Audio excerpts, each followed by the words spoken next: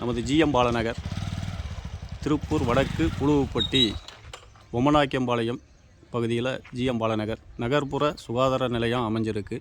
இது பார்த்திங்கன்னா திறப்புலா நடந்து 1 வருஷம் ஆச்சு. ஆனால் இன்னும் மருத்துவர்கள் யாரையும் அமைக்கலை. அதுக்குள்ளே இந்த இடம் பார்த்திங்கன்னா ரொம்ப பாலடைஞ்ச ஒரு பங்களாவை மாதிரி இருக்குது. இதை பார்த்ததுமே நமக்கு ஒரு சின்ன ஒரு இதுதான்.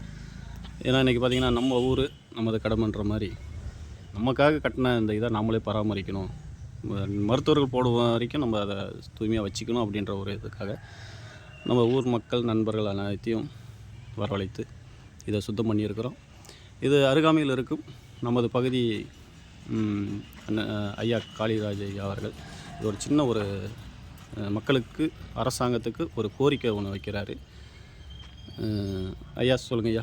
ஐயா வணக்கம். என் பேர் காளிராஜ். இந்த ஏரியா ஆரம்ப காலத்துலேருந்து நான் இங்கே இருக்கிறேன். இந்த ஆரம்ப சுகாதார நிலையத்தை கட்டினது பொதுமக்களுக்காக கட்டினது. அரசாங்கம் இந்த காரியத்தை செய்ததுக்காக முதல்ல நன்றியை தெரிவிச்சுக்கிறோம். அதே நேரத்தில் இந்த வளாகம் 1 வருடத்துக்கு முன்னால் கட்டப்பட்டது. போன முறை ஆகஸ்ட் மாதமே தமிழக முதலமைச்சர் அவர்களால், மாண்புமிகு தமிழக முதலமைச்சர் அவர்களால் கோட்டையிலிருந்து காணொளி மூலம் திறந்து வைக்கப்பட்ட ஒரு கட்டிடம்.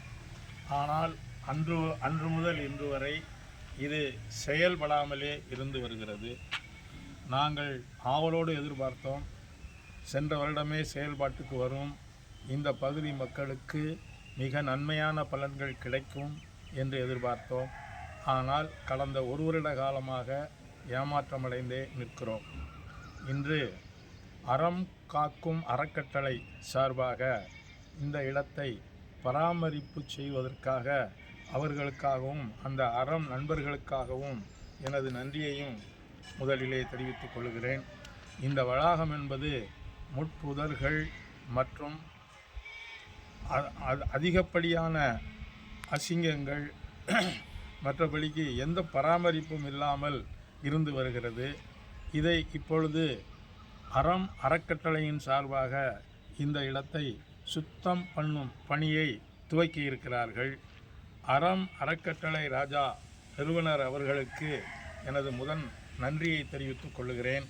அந்த அறக்கட்டளையில் இணைந்து செயல்பட்டு கொண்டிருக்கும் அனைத்து நண்பர்களும் இந்த நேரத்தில் எனது நன்றியை தெரிவித்துக் கொள்கிறேன். இந்த வளாகத்தை தாமதமின்றி உடனடியாக செயல்பாட்டுக்கு கொண்டு வர வேண்டும் என்று நமது கவுன்சிலர் 6வது வார்டு கவுன்சிலர் கோபால் அவர்களையும் இந்த நேரத்தில் வேண்டி விரும்பி கேட்டுக்கொள்கிறேன். மக்களுக்காக கட்டப்பட்டது, மக்களுக்காக பயன்பட வேண்டும், மக்கள் அதிலே பயனுற்று சந்தோஷமடைய வேண்டும். நோய் பிணி போக்கும் மருத்துவம் இது. இந்த மருத்துவத்தை உடனடியாக செயல்படுத்த வேண்டும். வீடு தேடி மருத்துவம் என்று திட்டம் வகுத்து கொண்டிருக்கிறார்கள். வீட்டருகே இருக்கின்ற மருத்துவமனையை பராமரித்து அதை செயல்பாட்டுக்கு கொண்டு வந்தால் இன்னும் சிறப்பாக இருக்கும் என்பது எங்களுடைய தாழ்மையான கருத்து. நன்றி, வணக்கம்.